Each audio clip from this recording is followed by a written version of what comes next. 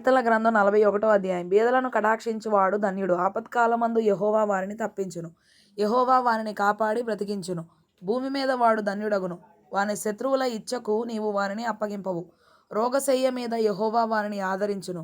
రోగము కలగగా నీవే వారిని స్వస్థపరచుదువు.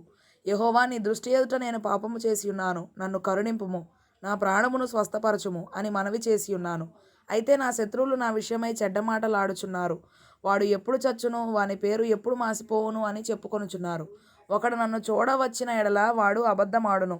వాని హృదయము పాపమును పోగు చేసుకొనుచున్నది. వాడు బయలు వెళ్ళి వీధిలో దాని పలుకుచున్నాడు. నన్ను ద్వేషించు వారందరూ కూడి నా మీద గుసగుసలాడుచున్నారు.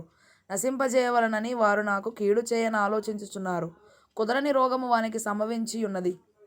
వాడు ఈ పడక విడిచి తిరిగి లేవడని చెప్పుకొనుచున్నారు.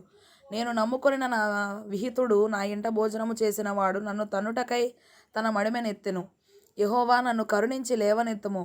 అప్పుడు నేను వారికి ప్రతీకారము చేసేదను. నా శత్రువు నా మీద ఉల్లసింపకయుండుట చూడగా నేను నీకు ఇష్టడనని తెలియనాయెను. నా యథార్థతను బట్టి నీవు నన్ను ఉద్ధరించుచున్నావు. నీ సన్నిధిని నిత్యము నన్ను నిలువబెట్టుదువు. ఇశ్రాయేలు దేవుడైన యెహోవా శాశ్వత కాలం నుండి శాశ్వత కాలం వరకు స్తుతింపబడునుగాక. ఆమేన్, ఆమేన్.